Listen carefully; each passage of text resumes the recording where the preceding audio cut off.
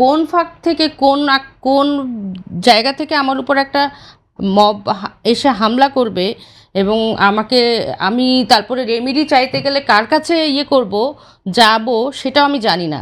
এইটা হচ্ছে এখন সেই রকম একটা ভয়াবহ সময়ের মধ্যে আমরা পার করছি। সংস্কার নিয়ে সরকার অনেক অনেক অনেক কিছু, আমরা নাটক, অনেক গল্প, অনেক সময় ক্ষেপণ সবই দেখেছি।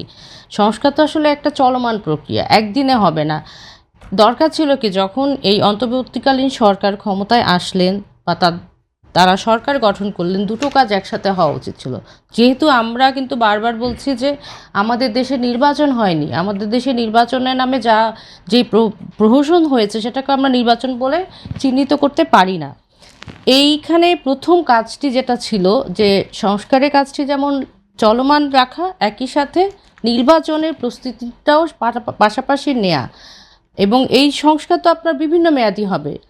নির্বাচন কেন্দ্রিক যে সংস্কারগুলো দরকার ছিল সেটাও দরকার ছিল প্রায়োরিটি ভিত্তিতে করা, কিন্তু আমরা দেখলাম অনেক ধরনের এই সমস্ত, প্রথমে তো 11টা কমিশন, দেন তারপর ঐকমত্য কমিশন, এগুলো নিয়ে নানান লম্বা সময় নানান রকমের নাটক, নোভেল লেখার মতন ঘটনাও আমরা অনেক ধরনের দেখেছি। একই সাথে অনেক টাকাও খরচ হয়েছে এবং সেটা কিন্তু আমাদের টাকা, একদম রিক্সা চালকের টাকা, একজন শ্রমজীবী মানুষের টাকা। সেই টাকাগুলো যখন খরচ হলো, এই সংস্কার আপনি করলেন 1.5 বছর ধরে। সংস্কারের গল্প আমরা শুনতে শুনতে পার করলাম 1.5 বছর। পুলিশ সংস্কার কমিশন হলো, প্রশাসনের প্রশাসন সংস্কার কমিশন হলো, কত কিছুই হলো না? কিন্তু আমরা এখনও বলছি যে সেই একই রকম স্ট্রাকচার রয়ে গেছে, পুলিশও একই রকম রয়ে গেছে, হয় নিষ্ক্রিয় থাকছে, নয় কারো একজনের পক্ষে কাজ করছে। কোনো দল কখনো বলছে অমুক রাজনৈতিক দলের হয়ে কাজ করছে, কখনো বলছে অমুক রাজনৈতিক দলের কথা শুনে চুপ করে বসে আছে। তার কনসিকুয়েন্স হিসেবে আমরা কি দেখলাম? মবের যে একটা এই যে মব সন্ত্রাস এবং পরিকল্পিত মব সন্ত্রাস, এবং এটা এমনভাবে দানা বাঁধলো প্রথম দিন থেকে। আমি এটাকে কোনোভাবে কন্ট্রোল করলাম না করার কারণে এই 1.5 বছরে এসে এটা এমন একটা ভয়াবহ রূপ নিল যে আপনি প্রত্যেকেই কিন্তু সারাক্ষণ একটা মবের ভয়ের মধ্যে থাকি। এক্সট্রিম মশার কয়েল প্ল্যান্ট ফাইবার দিয়ে তৈরি, তাই সহজে ভাঙে না, সুগন্ধিযুক্ত ও নিরবিচ্ছিন্নভাবে জ্বলে। ডেঙ্গু, চিকুনগুনিয়া বাহি সহ যে কোনো মশার বিরুদ্ধে দেয় এক্সট্রিম সুরক্ষা। মনে হয় কি যে আমি যদি এখন এখানে একটু ভিন্ন কিছু বলি, ভিন্নভাবে কোনো এক্সপ্রেশন দেই, বা আমার কারণ আর মেয়েদের উপরে তো সবচেয়ে বেশি হলো যে তার পোশাকের শালীনতার নামে, তার চলাফেরার শালীনতার নামে, দিনে চলবে না রাতে চলবে, নানান কিছুর নামে যেই হারে আক্রমণ হলো, আমি নিজে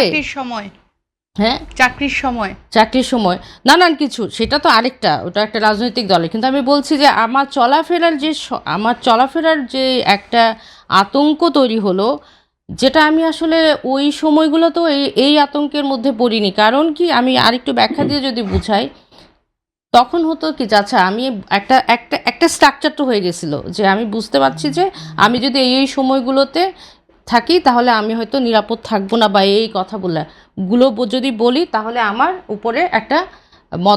উপরে একটা ডিএসএ মামলা টামলা নানান কিছু হবে। আর এখন যেটা হলো, আমি কিছুই জানি না, কোন ফাঁক থেকে কোন জায়গা থেকে আমার উপর একটা মব এসে হামলা করবে এবং আমি তারপরে রেমেডি চাইতে গেলে কার কাছে করব যাব সেটাও আমি জানি না।